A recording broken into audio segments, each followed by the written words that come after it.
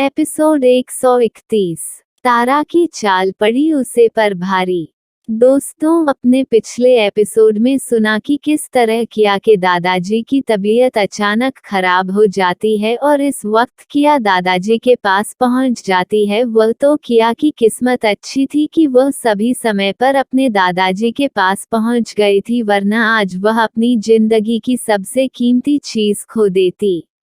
अब आगे एक तरफ जहां किया दादाजी को लेकर हॉस्पिटल पहुंच चुकी थी, वहीं दूसरी तरफ जब तारा की नींद खुलती है तो उसे अपने शरीर में बहुत ज्यादा दर्द हो रहा था। वह अपने सर को पकड़कर जैसे ही उठकर बैठी है और अपने चारों तरफ नजर डालते हैं तो वह देखकर चौंक जाती है और धीरे धीरे करके उसे रात की सभी बातें याद आने लगती है। जैसे ही उसे अपने साथ हुआ वह हादसा याद आता है, वो गुस्से से पागल होने लगती है। उसने तो ये सब किया के लिए जाल बिछाया था, पर यह कैसे उल्टा उसके साथ ही हो गया। उसे इस समय कुछ भी समझ नहीं आ रहा था। अपनी हालत को देखकर उसे रोना आ रहा था। उसके शरीर पर जगह जगह काटने और नोचने के निशान बने थे। कई जगह से तो खून आ रहा था और कई जगह काला पड़ चुका था। उसके शरीर में बेइंतहा दर्द हो रहा था। अब तक उसे समझ आ गया था कि उसका प्लान इस पर भारी पड़ गया है। वह इस समय गुस्से के मारे जोर जोर से चिल्लाने लगती है, मानो कि वह पूरी पागल हो गई थी। वह अपने बाल नोच रही थी और जोर जोर से चिल्ला रही थी, आई किल यू किया, आई किल यू किया, मैं तुम्हें जान से मार डालूंगी। तुमने मेरे साथ यह अच्छा नहीं किया, ये सब तो तुम्हारे साथ होना था, पर तुमने ये सब मेरे साथ करके अपनी जिंदगी खत्म कर ली है। यार, कितनी अजीब बात है। जब इसने किया के साथ यह सब करने को सोचा तो सही था, और जब वही चीज पलटकर उसे मिल गई तो सब कुछ गलत हो गया। बेचारी किया ने तो इसका कुछ बिगड़ भी नहीं था। कहते हैं ना, जैसा बोओगे वैसा ही काटोगे। दूसरों के साथ किया तो सब सही था और खुद के साथ हो गया तो सब कुछ गलत है। वह जोर जोर से अपने बालों को नोचते हुए चिल्लाया जा रही थी और बार बार किया को जान से मारने की बात कह रही थी। तभी उसे रात का कुछ सीन याद आता है जब वह लोग उसका वीडियो बना रहे थे। ये याद आते तो मानो एक ही पल में उसकी सांस ही अटक गई। अब उसे सब कुछ समझ में आने लगा। वह किस तरह से लड़कियों का वीडियो बनाकर ब्लैकमेल किया करती थी और उनसे गंदे काम करवाया करती थी। आज ये सब उसके साथ होने वाला था। ये जानकर तो उसे सांस लेने में भी अब दिक्कत होने लगी थी। तभी उसे रजत की याद आती है। वह अपने आप में ही बड़बड़ाने लगती है, नहीं नहीं, ऐसा नहीं हो सकता है। रजत को अगर यह वीडियो मिल गई तो उसका सब कुछ बर्बाद हो जाएगा। वह इतने दिनों से रजत को अपने प्यार के जाल में फंसा रही थी। रजत एक अमीर परिवार का लड़का था और तारा उससे शादी करके जिंदगी भर ऐश करना चाहती थी, लेकिन वह रजत को पीठ पीछे धोखा भी दे रही थी।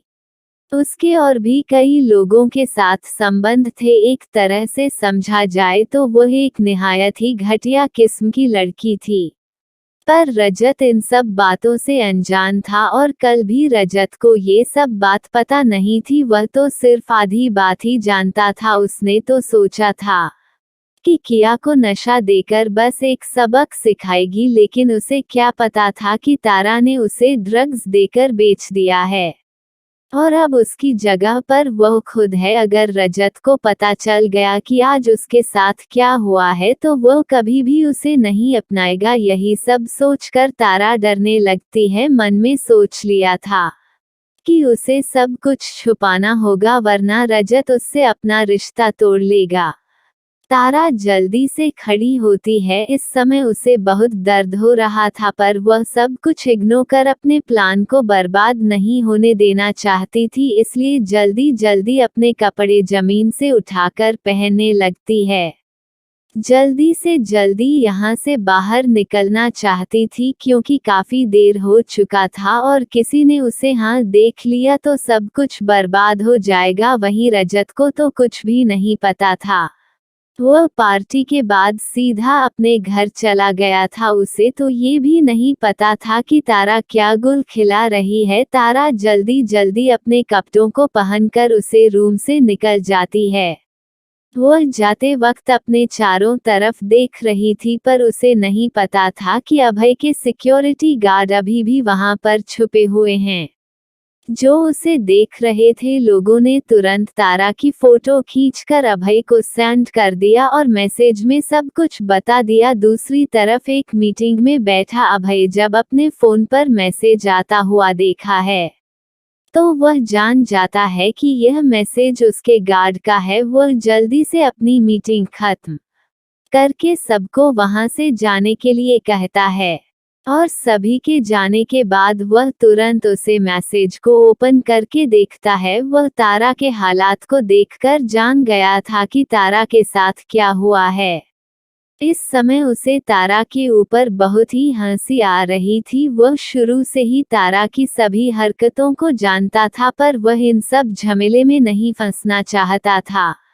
लेकिन जब भी उसे जितना हो सकता था वह उन लोगों की मदद कर देता था जो तारा का शिकार बन गए होते थे। पर आज उसे किया पर बहुत ही ज्यादा प्राउड महसूस हो रहा था। जहां पर एक लड़की एक इंसान से अपने आप को नहीं बचा सकती थी, वहां उसे छोटी सी लड़की ने 5 बॉडी बिल्डरों से खुद को बचाया भी और तारा को एक अच्छा सबक भी सिखाया। आज सच में अभय को किसी लड़की में इंटरेस्ट आता है, वह अपने आप को ये कहने से नहीं रोक पाता कि कौन हो तुम और कहां से आई हो। सच में एक पहेली बन गई हो और मैं इस पहेली को सुलझाना चाहता हूँ।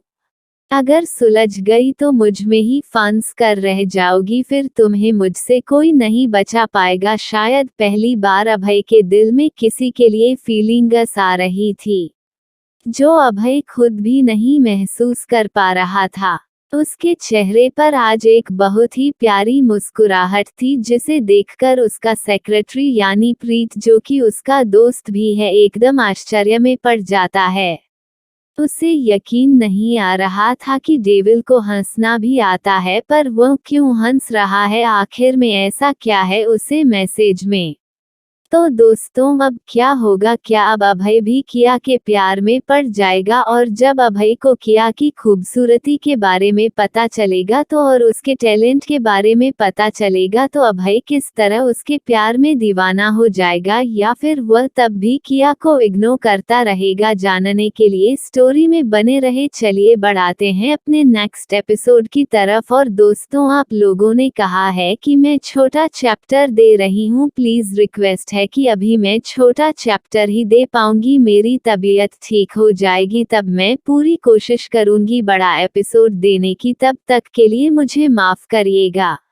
एपिसोड 132, किया की सर्जरी स्किल। अभी तक आपने पिछले एपिसोड में सुना कि किस तरह तारा किया को जान से करने का विचार बनाती है और दूसरी तरफ अभय किया से काफी ज्यादा इम्प्रेस हो जाता है। अब आगे अभय किया के बारे में जानने के लिए पूरी तरह से मन बन चुका था, अखियां से काफी ज्यादा इम्प्रेस्ड हो चुका था।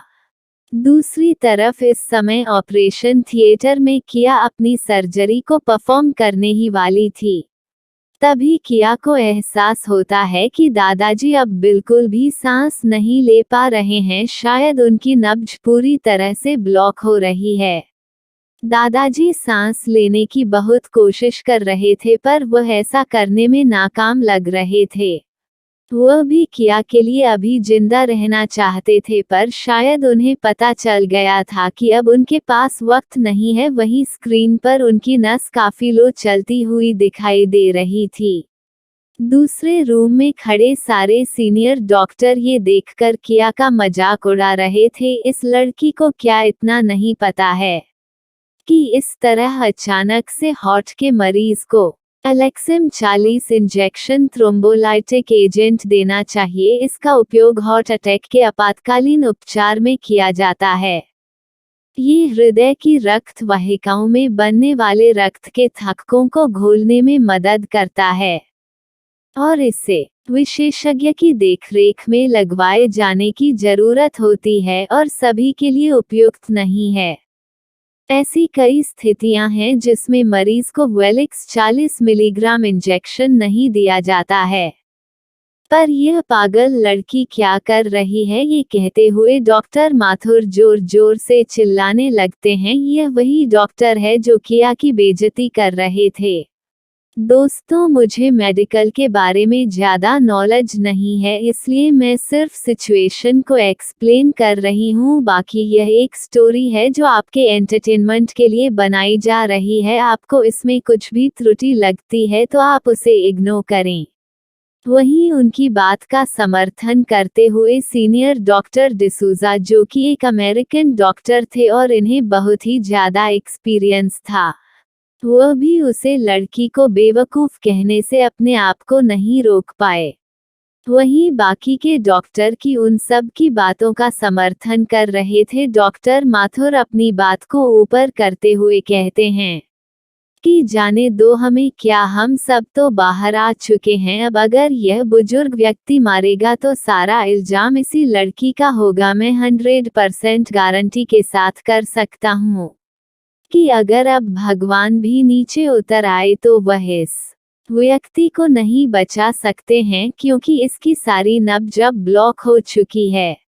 अब इसके शरीर पर ब्लड सर्कुलेशन भी रुक रहा है। ये व्यक्ति महज कुछ ही मिनट का मेहमान है। उसकी बात को पूरा करते हुए सीनियर डॉक्टर डिसूजा भी कहते हैं कि हाँ, आप सही कह रहे हैं, इस बुजुर्ग व्यक्ति को बचाना अब असंभव है। वह अपनी पूरी बात इंग्लिश में ही कह रहे थे। उन्हें हिंदी भी आती थी, पर गुस्से में होने की वजह से वो हिंदी नहीं बोल पा रहे थे। वहीं दूसरी तरफ रूम में खड़े सारे जूनियर डॉक्टर डर चुके थे। किया को भी पता चल चुका था कि दादाजी की नब्ज डूब रही है।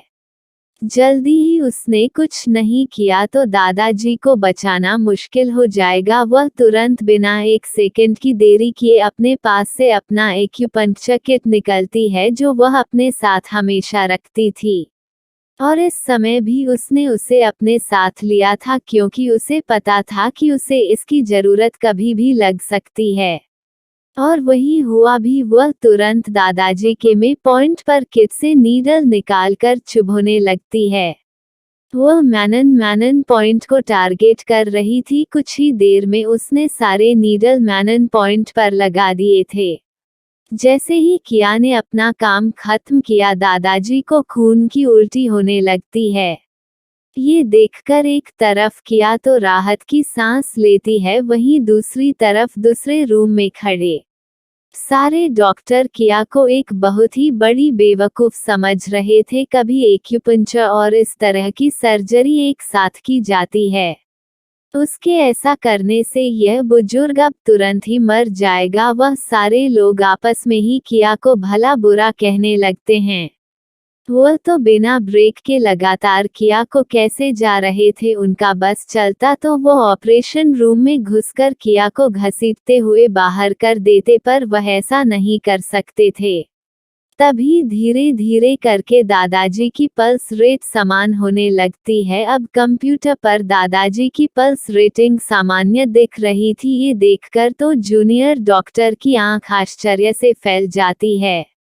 क्या उन्होंने अपने सामने कोई अजूबा देखा है? किया आराम से सारे नीडल को निकाल लेती है। किया को अच्छे से पता था कि दादाजी के शरीर में पॉइजन है, जो इस समय कुछ हद तक दादाजी के ब्लड की उल्टी करने से बाहर आ चुका था। अब शायद उसे ऑपरेशन करने में आसानी हो। धीरे धीरे सर्जरी शुरू हो जाती है।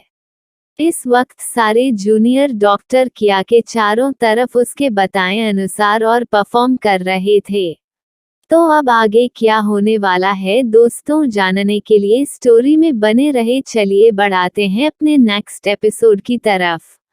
एपिसोड 133, रेहान और मयंक का हॉस्पिटल आना।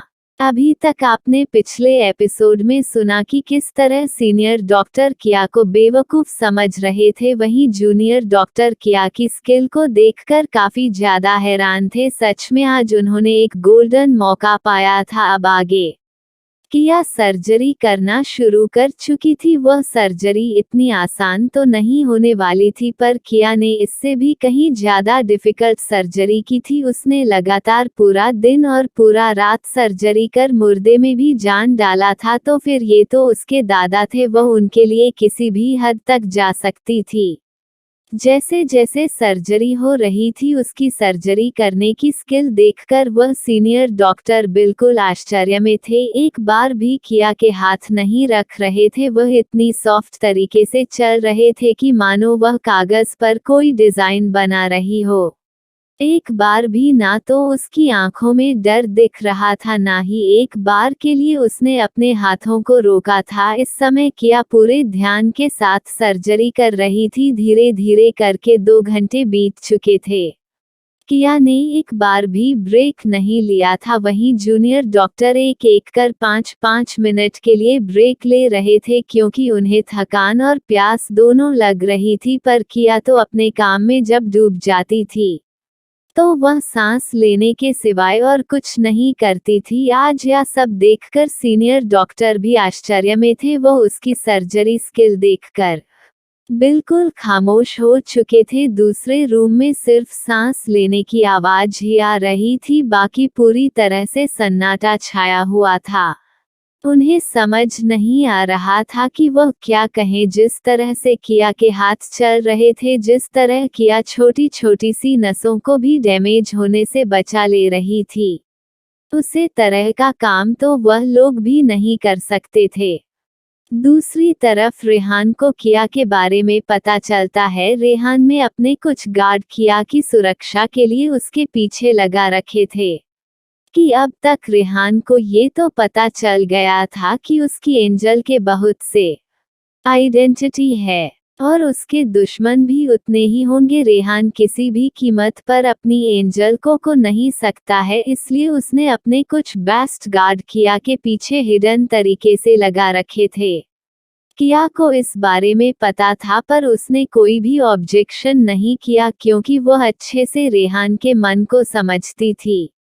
वह जानती थी कि यह गार्ड उसने सिर्फ उसकी सुरक्षा के लिए लगा रखा है, इसलिए किया ने कभी कोई सवाल नहीं किया, वरना इस तरह से उसका पीछा करना उन गार्ड्स की जगह कोई और होता तो अब तक इस दुनिया से गायब हो चुका होता। पर यह रेहान के गार्ड थे, इस वजह से किया ने उन्हें कभी परेशान नहीं किया। वही किया को इस तरह से हॉस्पिटल जाता देखकर गार्ड ने रेहान को सब कुछ बता दिया, और जब रेहान को पता चला तो मयंक तो पता ही चल जाएगा, क्योंकि मयंक उसे वक्त रेहान के पास ही था।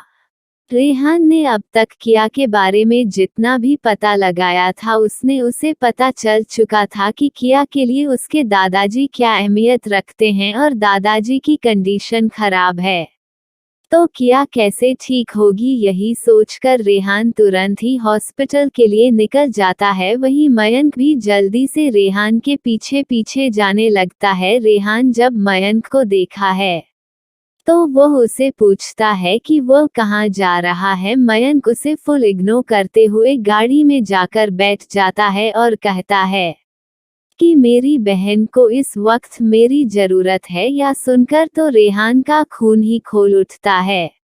ये हमेशा बीच में अपनी टांग फंसाने के लिए आ जाता है, पर इस समय सिचुएशन लड़ने की नहीं थी, तो रेहान मयंक को कुछ नहीं कहता और गुस्से के साथ जाकर गाड़ी में बैठ जाता है। गाड़ी हॉस्पिटल की ओर बढ़ जाती है।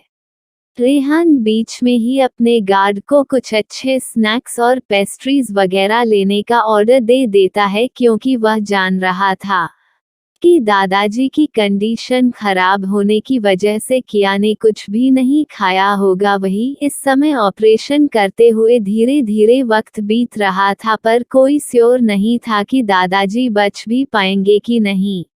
इस समय सारे सीनियर डॉक्टर बिल्कुल खामोश थे, उनके पास बोलने को कुछ नहीं बचा था। वह सिर्फ अपनी आंखें फाड़े स्क्रीन पर देख रहे थे।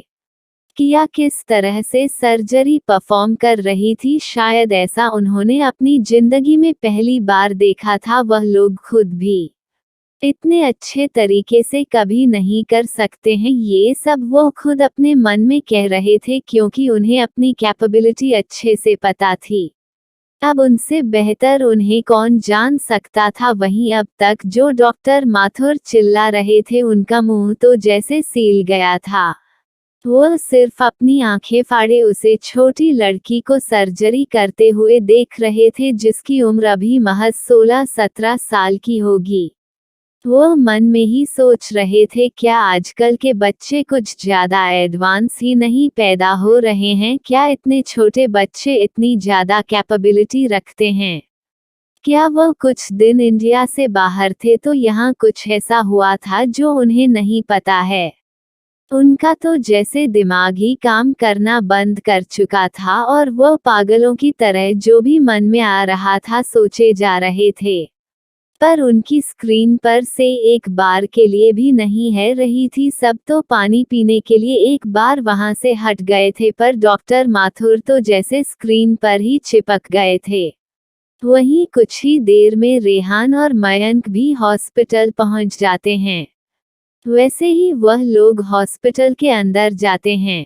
हाँ, खड़े सभी लोग ये देखकर हैरान हो जाते हैं। चारों तरफ रेहान और मयंक के बॉडीगार्ड चल रहे थे जिस वजह से उन्हें पूरी तरह से कवर किया हुआ था। बॉडीगार्ड के बैच पर लगे लोगों को देखकर लोग समझ चुके थे कि कौन सी हस्ती आज इस अस्पताल में आई है। इतनी बड़ी हस्ती को देखकर वो ये नहीं समझ पा रहे थे कि फिर में इनका कौन बीमार है जो हॉस्पिटल में एडमिट है और अब तक उन्हें खबर नहीं हुई है। सभी लोग एक बार उन दोनों बिलियनियर को देखना चाहते थे। वहां की एम्प्लॉय को जैसे ही पता चलता है कि आज उनके हॉस्पिटल में इंडिया के सबसे बड़े बिजनेसमैन और सबके दिलों पर राज करने वाले मोस्ट बैचलर रेहान राजवंशी और मयंक रघुवंशी आए हुए हैं, वह सब उन्हें एक बार देखने की कोशिश में लग जाते हैं। आखिर में उन लोगों ने सबके मुंह से सुना है कि वो काफी हैंडसम है पर उन्होंने आज तक उन्हें देखा नहीं है। वहीं ये खबर तुरंत ही एक नर्स जाकर उसे प्राइवेट रूम में सीनियर डॉक्टर डिसूजा को देती है। ये सुनकर डिसूजा को बहुत ही आश्चर्य होता है। मिस्टर डिसूजा रेहान के दादाजी के डॉक्टर थे। उन्हें अच्छे से पता था कि इस समय दादाजी हॉस्पिटल में तो नहीं एडमिट है, तो फिर मिस्टर राजवंशी यहाँ क्यों आए हुए हैं? वो इस समय भागकर वहां जाना चाहते थे क्योंकि उनसे मिलने का मौका बार बार नहीं मिलता है। पर वह सामने चल रहे सर्जरी को भी एक सेकंड के लिए नहीं छोड़ना चाहते थे क्योंकि आज उन्हें अपनी पूरी लाइफ में कुछ अनोखा देखने को मिला था। उन्होंने तुरंत एक डॉक्टर को भेजकर उनसे मिलने की इच्छा जाहिर की और यह जानने की कोशिश की कि वह लोग यहाँ क्यों आए हैं। कुछ मैसेज देकर वह डॉक्टर को भेज देते हैं। वो किसी छोटे एम्प्लॉय को उनके पास नहीं भेज सकते थे, इसलिए उन्होंने वहाँ के एक सीनियर डॉक्टर को इसके लिए चुना। डॉक्टर भी उसे सर्जरी को देखना चाहता था पर वह मिस्टर डिसूजा के बातों को भी नहीं काट सकता था, इसलिए वह काफी जल्दी वहां से निकल जाता है और जाकर वहां रेहान और मयंक के गार्ड को अपना मैसेज देता है। जैसे ही वह लोग डॉक्टर डिसूजा का मैसेज पाते हैं, वह साफ लफ्जों में उनसे मिलने के लिए इनकार कर देते हैं और कहते हैं कि वह यहाँ किसी से मिलने नहीं आए हैं, वह अपने कुछ पर्सनल रीजन की वजह से आए हैं, इसलिए उन्हें डिस्टर्ब बना किया जाए। वह डॉक्टर वहां से तुरंत ही मिस्टर डिसूजा के पास आकर उनका मैसेज दे देता है। रेहान और मयंक का मैसेज सुनकर मिस्टर डिसूजा बिल्कुल आश्चर्य में थे। आखिर में वह यहाँ क्यों आए थे, यह बात उन्हें समझ में नहीं आती है। फिर वह अपना पूरा दिमाग स्क्रीन की तरफ लगा देते हैं। धीरे धीरे करके 7 घंटे बीत चुके थे। सभी लोग थक कर कुछ देर के लिए रेस्ट ले रहे थे, पर किया वह लगातार एक ही कंडीशन में सर्जरी किया जा रही थी। उसे सिर्फ अपने दादाजी को बचाना था। इस समय उसकी आंखों में अपने दादाजी को बचाने का जुनून साफ देखा जा सकता था। वहीं उन सभी सीनियर डॉक्टर को तो यकीन नहीं हो रहा था कि एक छोटी सी लड़की के अंदर इतनी ज्यादा हिम्मत होगी कि वो लगातार 7 घंटे तक बिना रुके बिना पानी की एक बूंद लिए कैसे सर्जरी कर रही है। क्या वह थकती नहीं है? क्या वह इसी दुनिया की है? क्या यह एक छोटी सी लड़की नहीं है? वह साफ साफ देख सकते थे कि वह बहुत ही छोटी लड़की है जिसकी उम्र भी ज्यादा नहीं है। उन्हें तो अपनी आंखों पर यकीन ही नहीं हो रहा था। उधर रेहान और मयंक भी एक प्राइवेट रूम में बैठकर किया का इंतजार कर रहे थे और वह दोनों किया के लिए बहुत ज्यादा परेशान थे। वह भी किया को देखना चाहते थे, पर अगर वह ऐसा करते तो सभी की नज़र में आ जाते और यह किया के लिए प्रॉब्लम हो जाती। यही सब सोकर वह लोग सिर्फ इंतजार करते रह जाते हैं। धीरे धीरे वक्त बिताने लगता है। अब 8 घंटे बीत चुके थे। 8 घंटे की लंबी सर्जरी के बाद अब जाकर किया के दिल को सुकून मिलता है, क्योंकि सर्जरी पूरी तरह से सक्सेसफुल हो चुकी थी। ये देखकर किया की आंखों में चमक और उसकी होठों पर हल्की मुस्कुराहट थी, पर मास्क लगे होने की वजह से कोई उसे ठीक से नहीं देख पा रहा था। वहीं जूनियर डॉक्टर तो आज अपनी किस्मत से बहुत खुश थे। वो भर भर कर भगवान को धन्यवाद दे रहे थे। सच में आज उन्होंने अपनी जिंदगी का एक अजूबा देखा है। शायद ऐसा एक्सपीरियंस उन्हें अपनी पूरी जिंदगी में करने को ना मिले। आज जो उन्होंने अपनी आंखों से देखा और सीखा शायद पूरी जिंदगी नहीं मिलता। वह तो खुशी के मारे फूले नहीं समा रहे थे। इस प्यारी छोटी लड़की ने आज उन्हें बहुत कुछ सिखा दिया। वह बार बार दिल ही दिल किया को दुआ दे रहे थे और उसका धन्यवाद अदा कर रहे थे। वही धीरे धीरे करके अब पूरी प्रक्रिया पूरी हो चुकी थी। वह एक छोटा सा भी काम किसी के लिए नहीं छोड़ना चाहती थी, इसलिए उसने स्ट्रेचिंग भी खुद ही किया और छोटे से छोटा काम उसने बहुत ही खूबसूरती के साथ किया। आमतौर पर सीनियर डॉक्टर ऑपरेशन करके बाकी काम जूनियर पर डालकर चले जाते थे, लेकिन किया ने ऐसा कुछ भी नहीं किया। वह अपने दादाजी के साथ कोई भी रिस्क नहीं लेना चाहती थी, इसलिए वह खुद ही सब कुछ करना सही समझा। अब ऑपरेशन पूरी तरह से सक्सेसफुल हो चुका था। सभी के होठों पर बहुत बड़ी मुस्कुराहट थी। सभी डॉक्टर ने एक साथ झुककर किया का धन्यवाद किया। किया ने बहुत ही पॉलिटली उन लोगों को उठने को कहा और कहा कि यह सब आप लोगों के बिना संभव नहीं था। एक पल में ही किया ने सहारा श्रेय उन लोगों को दे दिया। ये देखकर तो उन लोगों के आंखें भर आई थी। जहां उनके किए काम का श्रेय भी सीनियर डॉक्टर ले जाते थे, आज वही यह प्यारी लड़की इतनी मुश्किल काम का श्रेय भी उन्हीं लोगों को दे चुकी थी।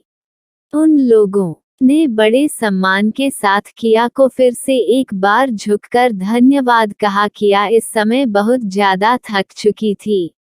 ये बात उन सभी को पता थी। बगल में ही खड़े एक जूनियर डॉक्टर ने जल्दी से किया को पानी दिया, क्योंकि किया लगातार 8 घंटे तक पानी की एक बूंद मुंह में नहीं डाला था। किया ने उसे जूनियर डॉक्टर के हाथों से पानी लेते हुए उसे थैंक्स कहा और उसने पानी पिया। अब जाकर थोड़ा उसे राहत मिली, क्योंकि इतनी देर तक काम करने की वजह से किया को भी बहुत जोरों की प्यास लगी थी। उसने मुस्कुराकर उन सभी डॉक्टर को उनके काम समझा दिए और वह जाकर दूसरे रूम में अपने एड्रेस चेंज कर लेती है। इस समय उसके साथ 2 लेडीज जूनियर डॉक्टर थी। वह सब किया से काफी ज्यादा प्रभावित थी। उनके मन में किया के लिए बहुत ही ज्यादा सम्मान था। वही ऑपरेशन थिएटर की लाइट बंद हो जाती है। ये देखकर गार्ड को पता चल जाता है कि ऑपरेशन खत्म हो गया है। वह तुरंत रेहान को सूचित करते हैं। जैसे ही रेहान को पता चलता है, वह अपने गार्ड को किया को सेफली उसके पास तक लाने को कह देता है। नहीं, दूसरे रूम में सारे सीनियर डॉक्टर आश्चर्य से बस एक दूसरे को देखे जा रहे थे।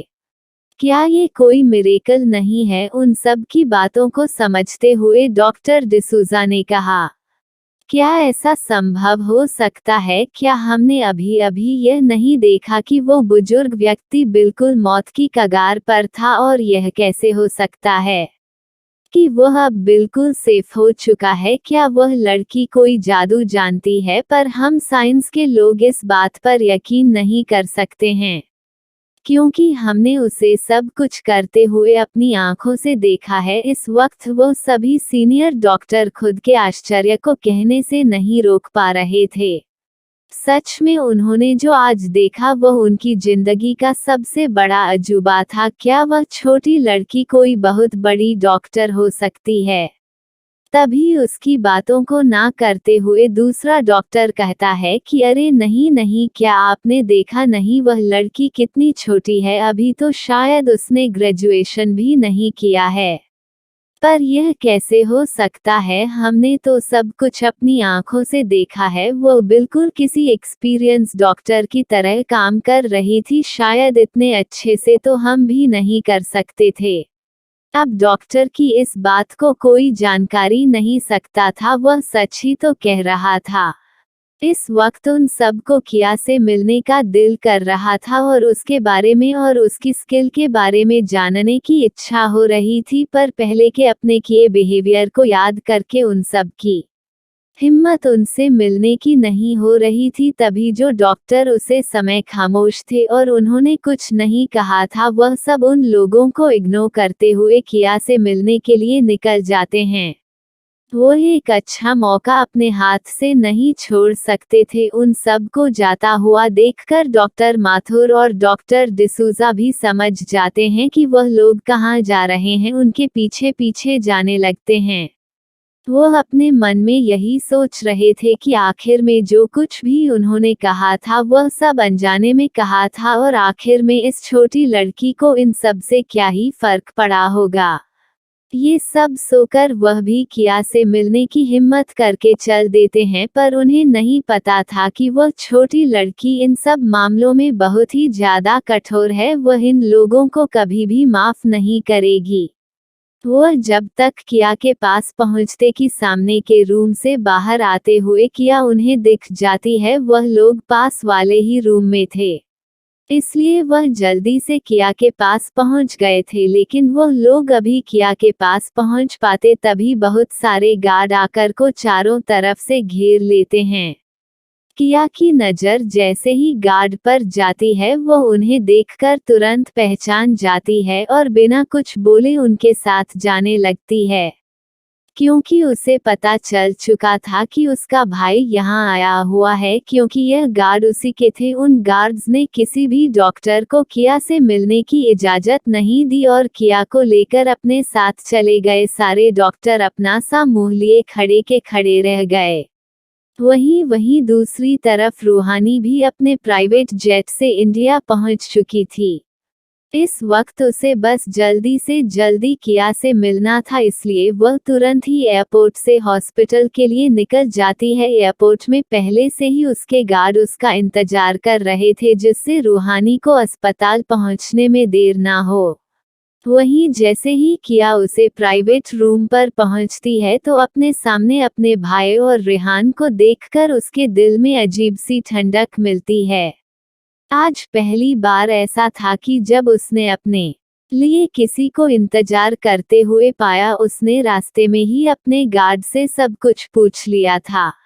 उसे अपने भाई और रेहान पर बहुत प्यार आ रहा था। आज सच में उसे एक परिवार वाली फीलिंग आ रही थी। एक वक्त था जब वह दिन रात सर्जरी से थकी आई थी तो कोई उसे पानी पूछने वाला भी नहीं था, पर आज अपने सामने अपने भाई और रेहान को देखकर उसके दिल में अलग सी ही खुशी हो रही थी। शायद ऐसी फीलिंग उसने पहली बार महसूस किया था। वह देख सकती थी कि उसके भाइयों ने उसके खाने का इंतजाम कर रखा है। ये देखकर उसके होठों पर प्यारी सी मुस्कुराहट आ जाती है। तभी मयंक को साइड धकेलते हुए रेहान जल्दी से अपनी एंजल की ओर आगे बढ़ जाता है और प्यार से उसके सर पर हाथ फेरते हुए कहता है, एंजल तुम बहुत थक गई हो, अब दादाजी कैसे हैं? वो मुस्कुरा कर रेहान को कहती है। कि दादाजी बिल्कुल ठीक है और मैं ज्यादा थकी नहीं हूँ, लेकिन रेहान देख सकता था कि उसकी प्यारी एंजल बहुत ज्यादा थक चुकी है। वो उसे प्यार से अपनी ओर खींचकर उसके कंधे पर हाथ रखते हुए उसे ले जाकर सोफे पर बैठा देता है और कहता है कि मैं तुम्हारे लिए कुछ स्नैक्स लाया है और कुछ जूस है, तुम पहले इसे ले लो जिससे तुम्हारी एनर्जी वापस आ जाए, फिर हम लोग हमारे पास के ही होटल में चलते हैं जहां तुम फ्रेश हो लेना। उसकी बात को सुनकर किया मुस्कुराकर हाँ कह देती है। वहीं मयंक अपनी जलती हुई आंखों से रेहान को घूरे जा रहा था। उसका तो मौका ही नहीं आ रहा था कि वह अपनी बहन को कुछ कह भी पाए। वह चुपचाप साइड में जाकर बैठ जाता है। किया जल्दी से जूस पीती है और बाकी चीज फ्रेश होने के बाद खाने को कहती है। उसकी बात मानकर वह सब किया को लेकर वहां से निकल जाते हैं। वहीं जैसे ही किया वहां से निकलती है, रूहानी की कार आकर हॉस्पिटल के सामने रुकती है। अब दोस्तों आगे क्या होने वाला है, जब रूहानी को पता चलेगा कि सीनियर डॉक्टर ने किया के साथ कैसा व्यवहार किया है और उसे कितनी बेइज्जती का सामना करना पड़ा, तो रूहानी उन डॉक्टरों के साथ क्या करेगी। और जब डॉक्टर को पता चलेगा कि वाकई में वह लड़की कौन थी, इसकी हकीकत जानने के बाद वह डॉक्टर क्या करेंगे। नेक्स्ट एपिसोड और भी मजेदार है, सो स्टोरी में बने रहिए। मिलते हैं आपसे नेक्स्ट एपिसोड के साथ और अपनी राय जरूर कमेंट करिएगा और जाने से पहले चैनल को लाइक और सब्सक्राइब करना बिल्कुल नहीं भूलिएगा। मिलते हैं आप सबसे अपने नेक्स्ट एपिसोड में, तब तक के लिए आप सभी को धन्यवाद।